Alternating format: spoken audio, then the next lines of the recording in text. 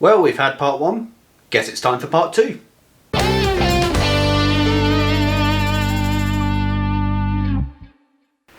Hello folks, welcome to part two of our virtual visit, and we kick things off straight away where we left off at Ropley.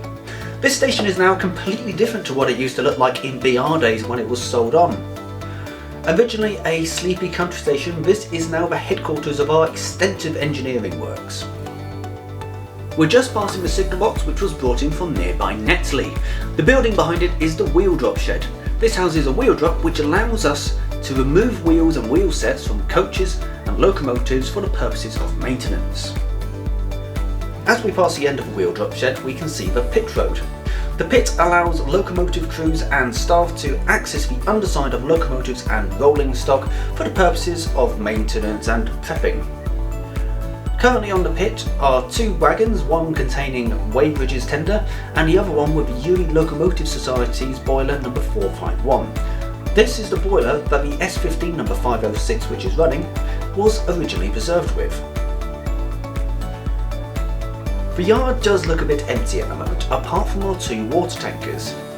At Ropley we have a reverse osmosis plant, and all the water from there is put in the boilers, the idea being we're trying our best to preserve the boiler's life. However, during special events our water demand is quite great, and we're using more water than we can physically produce at one point. So we think ahead and fill up those two tanks. We can also move those tanks around the railway to fill up engines which may not be at a suitable supply point. At the far end of the yard we have our carriage and boiler workshops. When we're back up and running, you can come and actually see what's happening in there from our viewing galleries we've built in both. The bridge we're passing under is our handy side bridge that connects the picnic area to Ropley Yard. Originally based at King's Cross Station, it featured in such films as 39 Steps, Elizabethan Express and of course Harry Potter.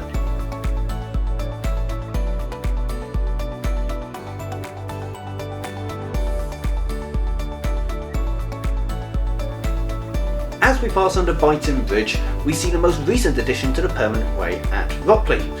These sidings were installed to store all the stock that is normally kept at Alton, while the line was severed due to the Butts Bridge works.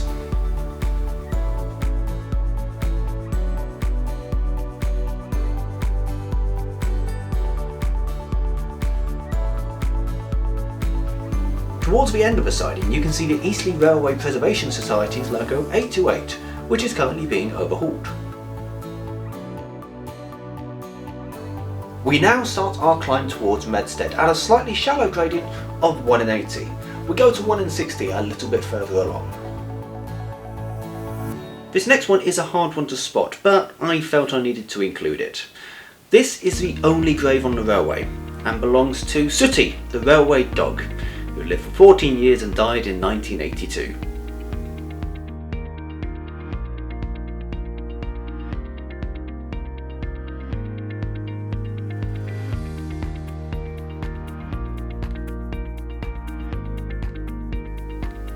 When the line is not in a cutting, you can usually see some spectacular views of the South Downs National Park. Now, while we head up to the next point of interest, I'd like to tell you about the pit road, and not specifically about the pit itself, about the time before it. You see, before the pit was built, drivers had to clamber underneath the engine to oil up in the morning. Now there is one story of a driver clambering underneath the engine in the morning, only to find an adder staring back at him. I'm not sure what he did in that situation, but I spoke to him, so he seems to be alright.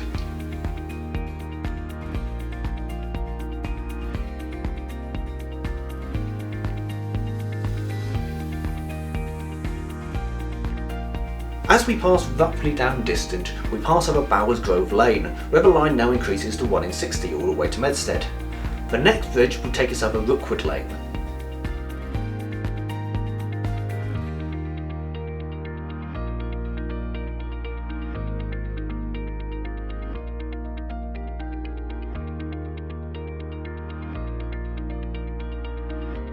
As we leave the trees, we find ourselves on the long sweeping curve known as Wonders Curve, a popular point for photographers for its breathtaking views. I can personally testify watching the sunset over Wonders on an evening train is a sight like no other. we now have another set of whistleboards on the approach to Wanderers Crossing for the driver to warn people who may be on the crossing that, like it further down the line, he also intends to use it.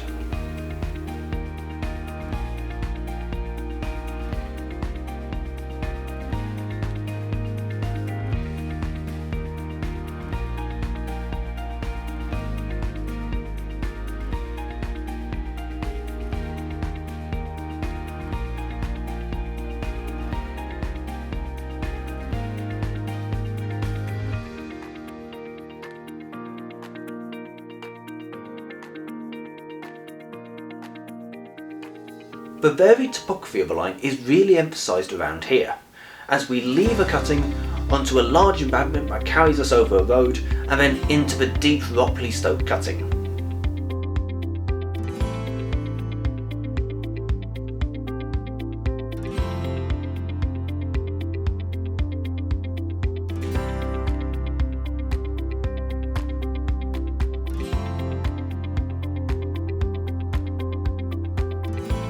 This part of the line is still on a 1 in 60 gradient and is notorious for causing wheel slips due to damp conditions and also leaves on the line that, when crushed up, form a Teflon-like substance which makes it a real pain for wheels trying to grip the railheads.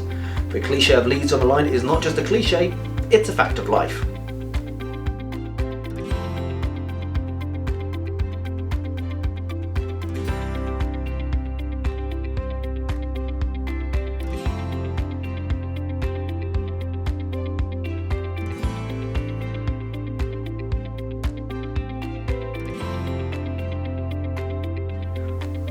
Coming out of the cutting to the right, we can see the neighbouring houses of the town of Four Marks.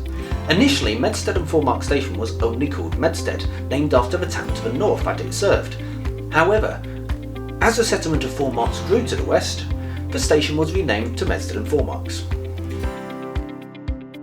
The final road we go over before reaching Medstead and Four Marks station is Lymington Bottom, and this road links the towns of Medstead and Four Marks.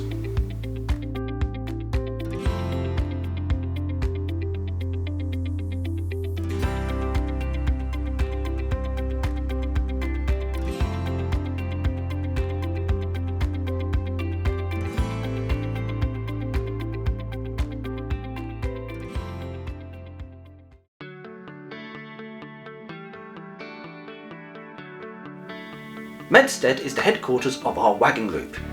On the right, we're just passing our demonstration freight train, which they restored lovingly to working order and that we operate in order to demonstrate how goods were originally moved around.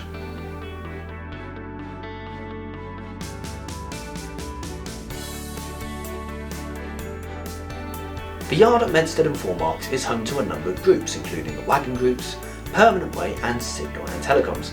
This means there's an ever-changing scene, with various equipments on display, including new modern equipment which helps us maintain our heritage line. As we approach the station, on the right you can see a temporary building. This houses Medstead Temporary Signal Box, which is a panel signal box which will come into play when the lever frame and locking are overhauled as part of the new signalling system. On the left you can see a restored goods dock, including a crane built by Stoddard and Pitt in 1908. We believe the crane originally worked on the Grand Union Canal.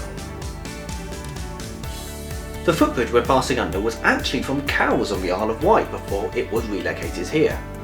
The building on the left was the original goods shed. At one point it was a paint store, but now we've renovated it into an interactive museum to tell the story of how goods were moved by rail. The station has been restored as a country wayside station. When preservationists took over in the 80s, the building was derelict and it even looked like parts of the building had been stolen for building materials.